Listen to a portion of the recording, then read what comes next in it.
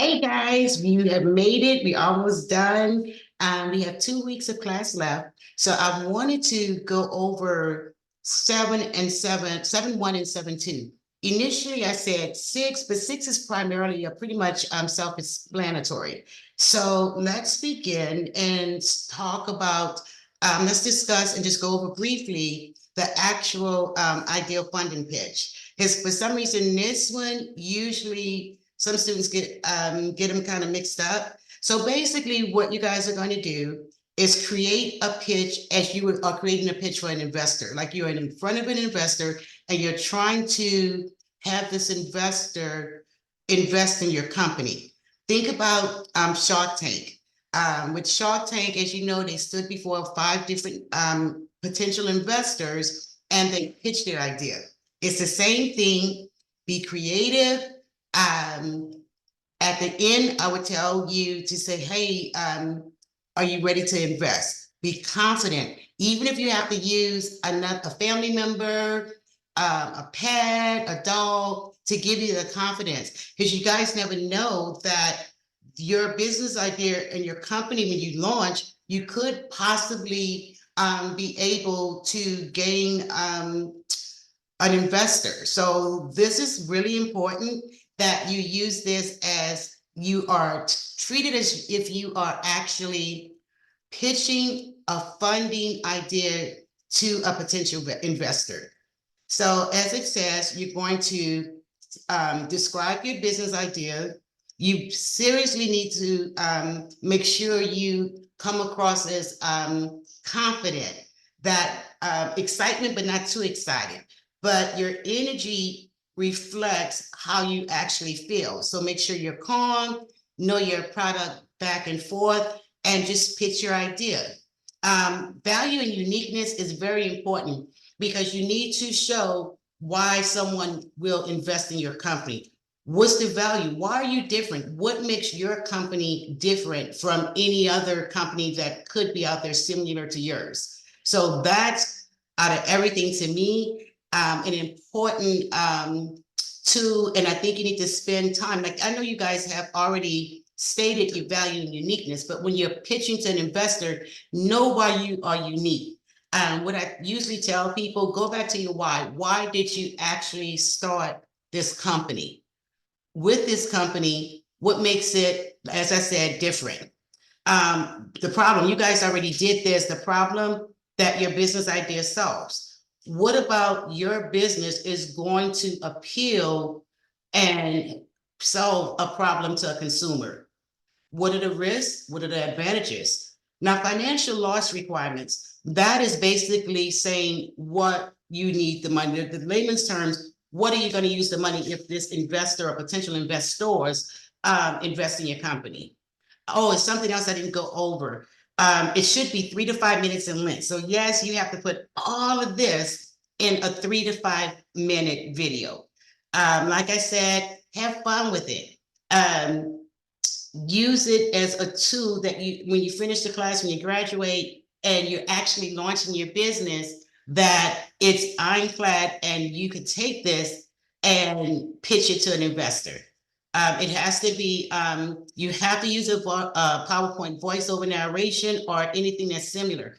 I also want to let you guys know if a few students were having trouble with incorporating the voice, I highly recommend you take it, IT, reach out to IT to see if they're able to help you with the audio. I know that's been a challenge for some students. So reach out to IT. Really, you could also go to YouTube, and there's quite a few YouTube videos that show you and walk you through the steps in terms of adding voice to your PowerPoint presentation. So the next thing rather, you must address the following rubric criteria. The main elements, make sure it's organized, make sure that you completely have gone, that you explored your ideas in other words. The visual, have fun with the visual.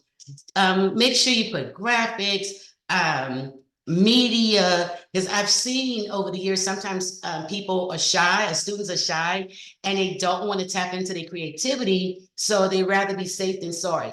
I'm not that type of a professor.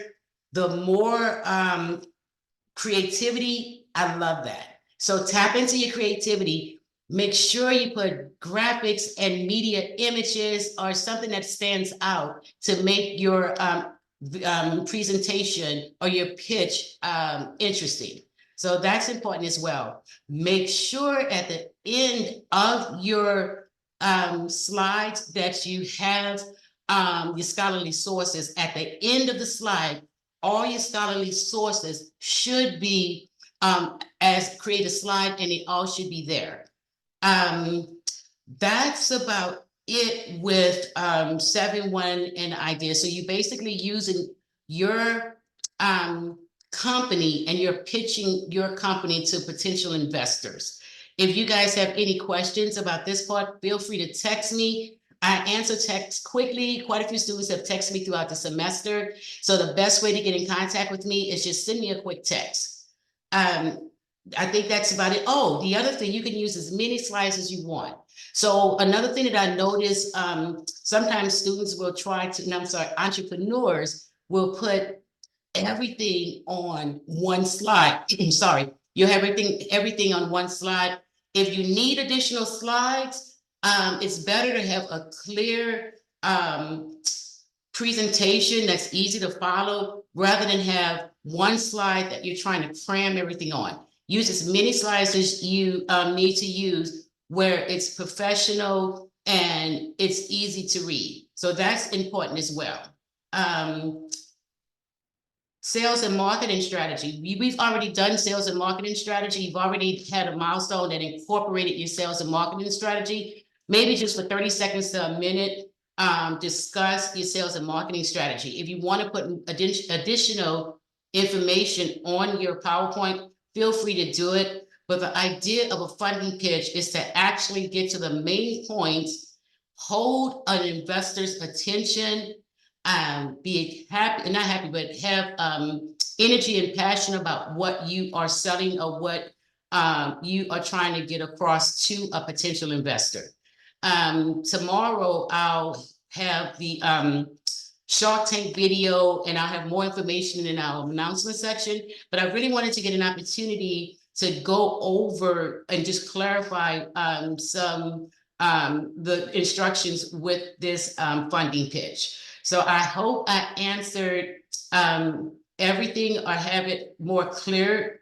So I'm looking through to make sure I hit on everything. So that is it with this one. Now, the big one I'm going to share with you guys is the final opportunity analysis guidelines. One thing I want to say, so I won't forget, as you guys know, throughout the course, you've actually been putting your opportunity analysis plan together. So each week we have actually gone over steps, and you guys have been turning in your milestones. And they have been, oh my word, you guys kick butt with your business ideas, and just some of the ideas that I've seen. So you guys are doing a great job with that. So with your milestone, as you know, you're adding milestone 2, milestone 1, you're adding that to your opportunity analysis plan. Just look at it this way. You basically, everything that you've worked on, all the milestones, now you're actually incorporating it for your final project, or for your final plan. So make sure, let's just start with number 1. So it's going to be divided into sections. Your first section, you've already did milestone 1. A lot of your content is going to come from milestone 1. Now, section 2, your short paper for milestones, it's the market analysis only from section 2 or milestone 1. So that's what you're pulling from for your market analysis. You are actually using milestone 1's market analysis in your final project. Again, let's go back to section 1. you've already completed section 1. So you're pulling from that assignment and you're going to incorporate section 1. Make sure that you have a cover page. Make sure at the end, your scholarly sources are all at the end of your final opportunity analysis plan. So as you're going through it, you don't, when you incorporate your milestones, don't have your scholarly sources in the middle of your opportunity analysis plan. All scholarly sources should be at the end, all the ones that you've included. Make sure that they're at the end and not in the middle or throughout the opportunity analysis plan. The only place that I want to see your resources is at the end for your scholarly sources. And I'm saying this because I've seen that as well for the with the final project. Section 3, your assessments of the entrepreneur and the team. One thing I want to say, make sure that you have, if you're solo, put your credentials. If you're going to have several people working or employees, I want to see their credentials. What do they do? Basically, how are they contributing as a team member to your organization? Because I'll tell you guys, if you have the wrong hire, it could cost you a ton of money, a ton of time. So you want to make sure that the employees are the people that you have that are going to be a part of your company. They have the right credentials to be a part of your company. So that's very important for you to list the skills. You don't have to go, and it doesn't have to be long, but make sure that you actually explain or have in your final opportunity analysis plan the credentials of that team member or of the team members that will be a part of your organization. How is the team structured? That's important too. What are their job titles? What are they going to do for the company? So the credentials are their experience, or what are they contributing? How the team is structured would be what roles are they going to play? How are you going to structure your team? Now, you guys, we talked about knowledge gaps and how they are covered. When I think of knowledge gaps, and my interpretation of knowledge gaps are, say, for instance, there's something that you are not experienced in. How are you going to bring someone in that has that knowledge, or are you going to go back and get additional training to cover the knowledge gap? It could be a scenario where you are operating your business, and while your business is in operation, you could say, well, I don't have this skill, but I plan on bringing this person in, or I decided to go back and get additional credentials, certifications, training in that area that you may not have knowledge on. Either you're going to bring in someone else that's going to satisfy the knowledge gap, or you're going to go back and get whatever training certification that's needed to satisfy the knowledge gap. So that's what I need to see in your opportunity, into your final project. Now, business phasing, this is another area that can be kind of challenging. I will have various examples, various videos in the announcement section that will cover business phasing, but you have to have the stages. It's very important that in section 4, which is the only area that you really are creating something new. Because if you look at it, section 1, section 2, and section 3, well, section 3 you guys are going to do. That's the area that's already done. You've already completed sections 1, 2, and 3. When we get to the final opportunity analysis plan in 7-2.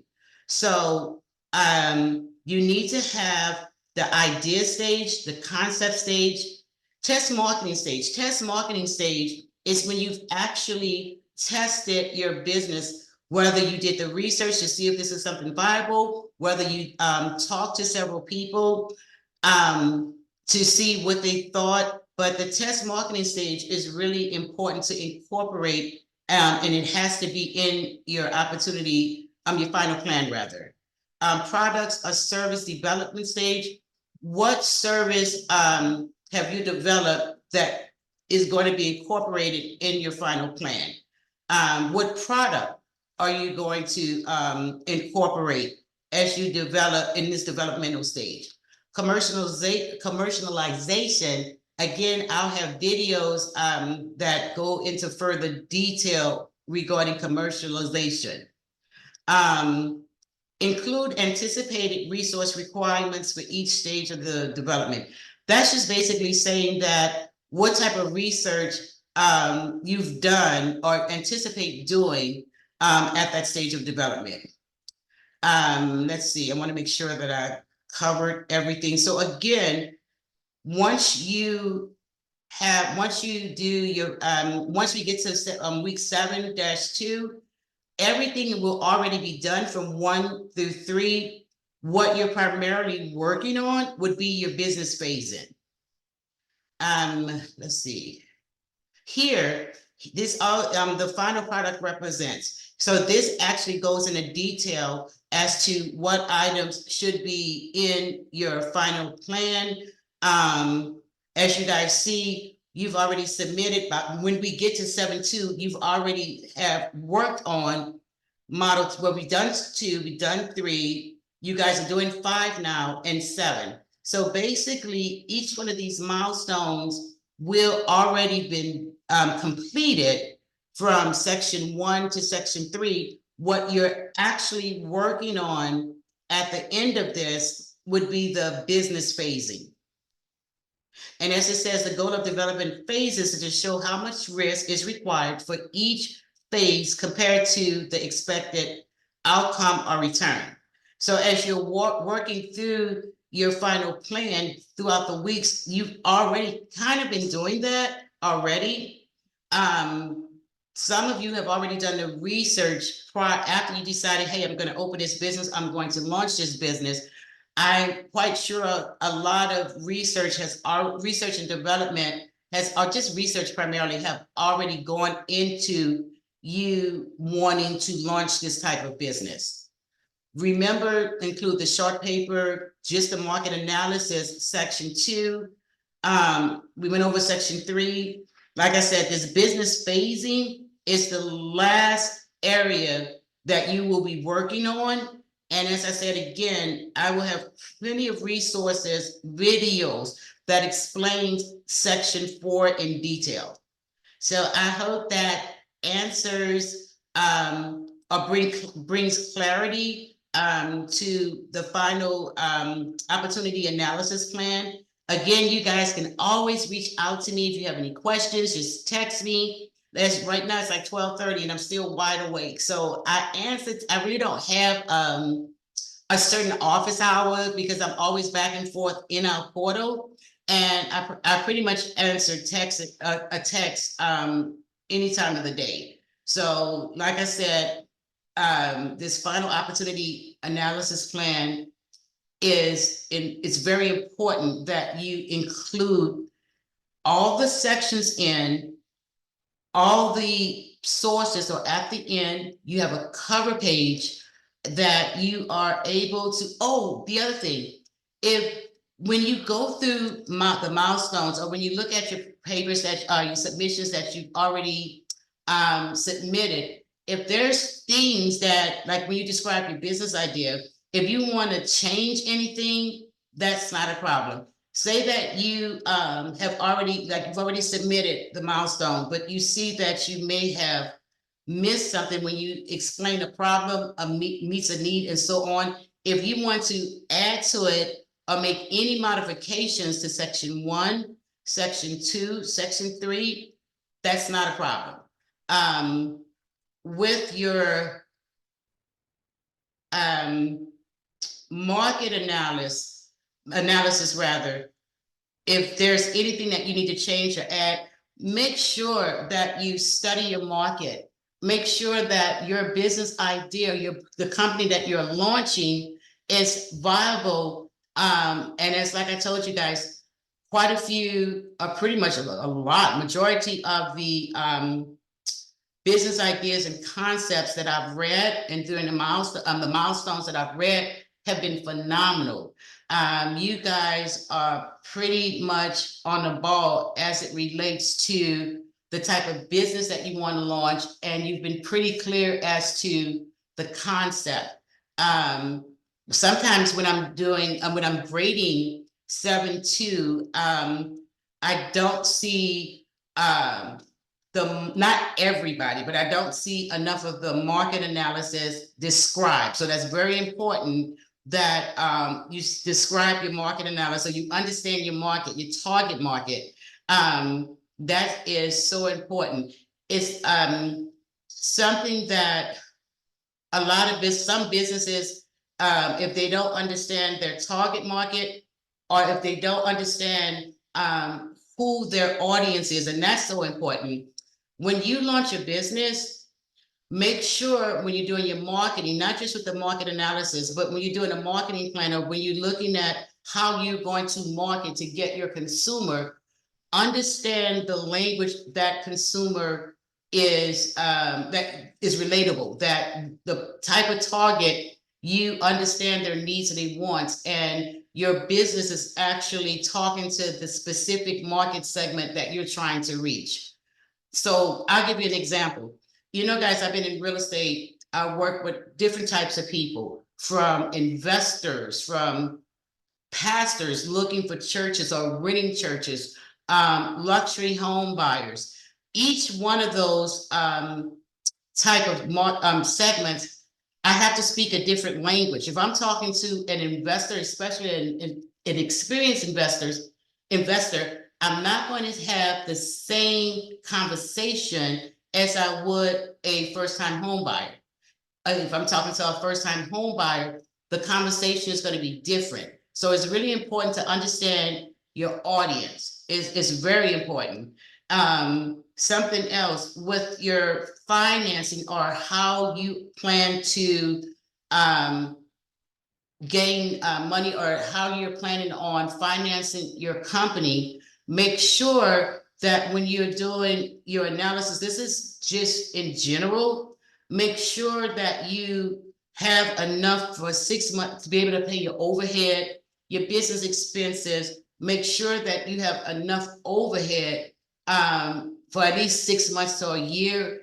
If that's not plausible, a minimum of 3 months. So it's really important in terms of the financing, your overhead, how you plan on paying your employees. Make sure that you have a clear understanding as to how much it will cost to have your business running and operational. In my small business management course, they actually have a section where they sit down and do an expense report. So even though this is entrepreneurship, I just wanted to bring that out. That's not anything that I have to see. Like I said, this is just in general. Always make sure you understand how much money is required to keep your business operational. If you're going to pay yourself, make sure that you speak with an accountant to set you up where you're able to pay yourself from that business. So those are just like things that, just for me being in business for so long, that when I begin business, a lot of things that you guys are, the tools and resources that you have today, 24 years ago, it was like the school of hard knocks. A lot of things I had to learn as I went. But I know that one of the two things that could break a business is not being able to have enough money to pay your overhead, pay your employees, your marketing, your insurance. So risk management is so important, that you understand the risk, you understand what's needed to keep your business operational. Another thing that's really important, make sure that you create or have how you're going to operate the business, the rules and the regulations that are required to an employee. Everything needs to be detailed and spelled out. So when you are hiring employees, you need to make sure that you have an operational handbook that clearly says the job description of each person that's a part of your team. Training is important. Communicating with your staff is important. Um, you have to make sure, like I said, hiring the right people is so important.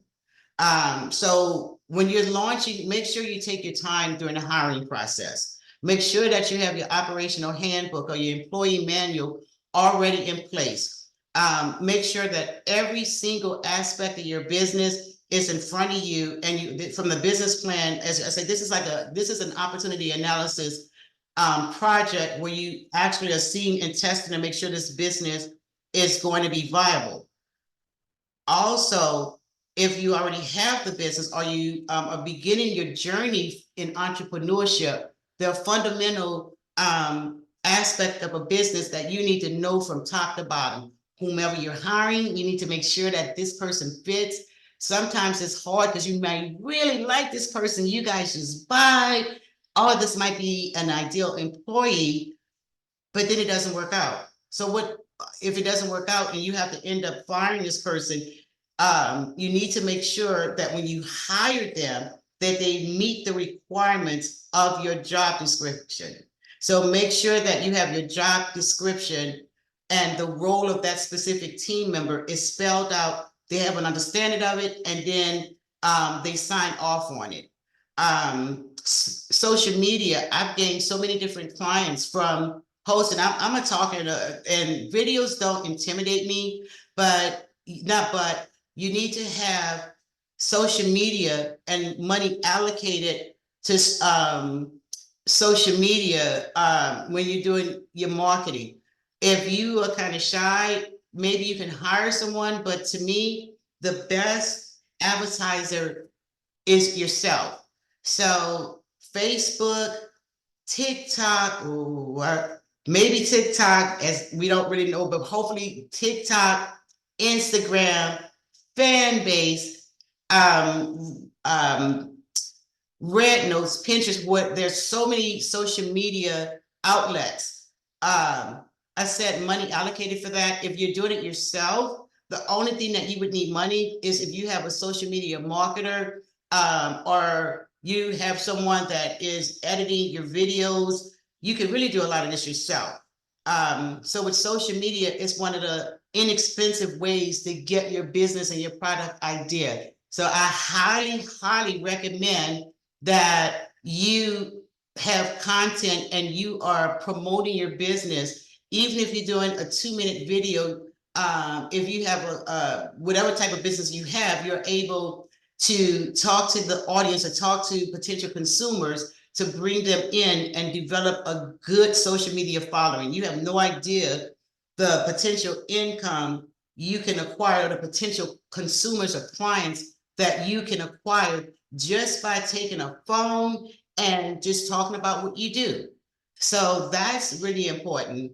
Having the correct insurances in place, as we just did the module on that's how you're going to set up, whether it's an LLC, so it's proprietor, if you're going to have a partnership. That's so important to make sure a lot of you guys are saying from me, as I think about it, LLCs. So that's an area where you do need to have money where you're able, if you're going to set your own up. I don't know if you guys saw, but I did send a resource that has like trademarks and just resources on that aspect of your business. And one other thing I want to say, when you're looking at your business, think about a circle. You just think of a circle and you put every avenue, every area of your business in this circle. So you have your marketing, you have your employees, you have your marketing, your employees, the different aspects of your business. Look at it, and within those areas, make sure that it's spelled out where you know exactly what you need to do, how you need to do it, how are you going to advertise, how are you going to, what avenues you're going to use to bring people in. As I said, how are you going to market to those employees? Risk management. Do you have the proper insurances in place? Where are you going to get, if you offer a product, where are you going to How are you going to have that product? Where are you going to get the resources for that product?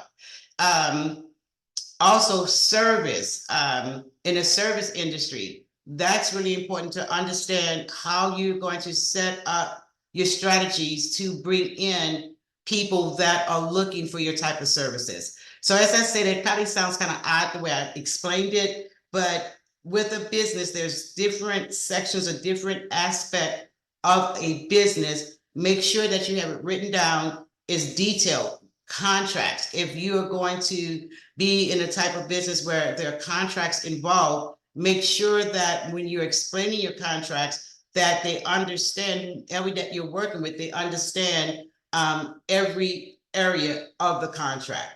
So in general, I don't want to keep rambling. In general, when you're launching a company as an entrepreneur, it's highs and lows, and it's quite a bit of tasks and information that you need to do. Your website. How are you going to just don't have a website where it's just a business card on a screen. When you're doing your website, make sure that you have a section in your website where you're able to collect information, or as leads come in, you're able to keep in touch with them.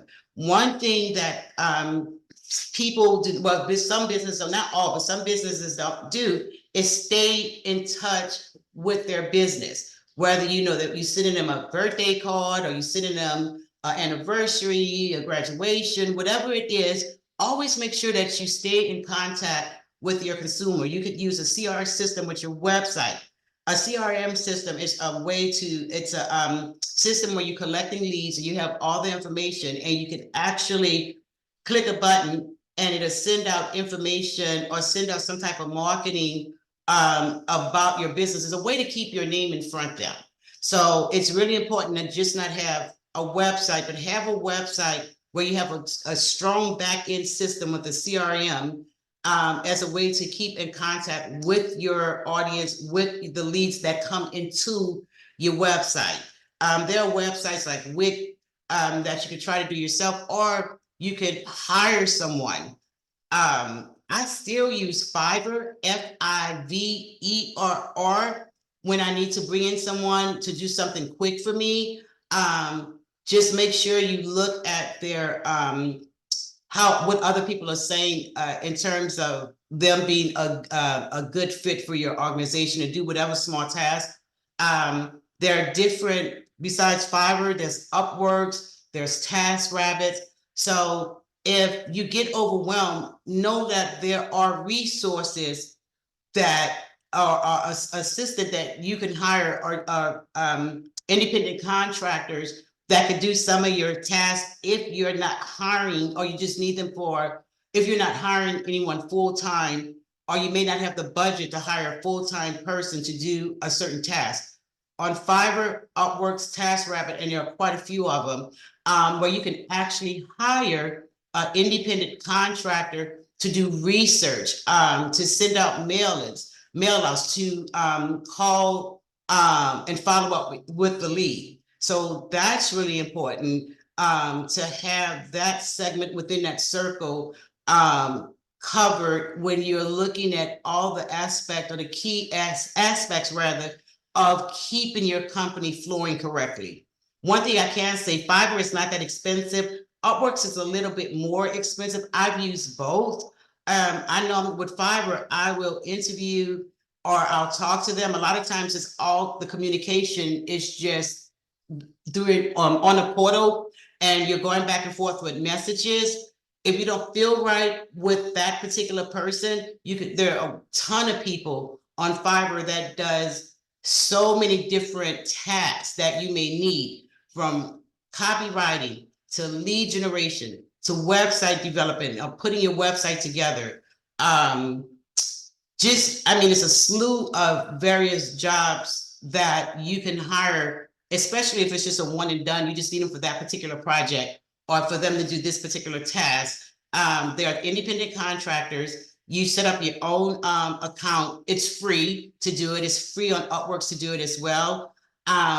So that is a really good resource, and it's inexpensive. Whether you may want them to do marketing flyers. video editing, content creation, just any aspect of different companies or organization or a business that you need, but you don't need them full time. You don't need them on a consistent basis. You may not even need them part time, but just to do a specific task that you don't feel like doing. So I just wanted to throw that out to you guys. So I'm gonna stop talking. I really hope that I was able to clarify section 7 and section 2. This is one of the reasons why I wanted to have the Zoom. Really, one good thing about doing Zooms with entrepreneurs, you get an opportunity like, oh, that's who you are, and you network. And it's the last thing I promise. I'm gonna stop talking. Network. Quite a few of you guys are in different states around the country. Make sure you guys get each other's information. You never know when you could referral opportunities. Well, this person does this or this person does that. So definitely network with each other.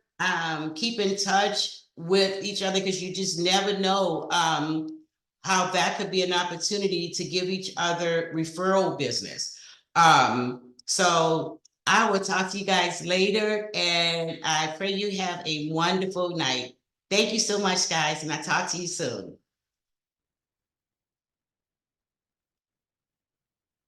Okay, I guess I'll come here. Lord, I always forget how to close this thing out. So I stop the share. Okay. You guys have a good night. Bye. Don't laugh at me too much. Talk to you guys soon. Bye-bye.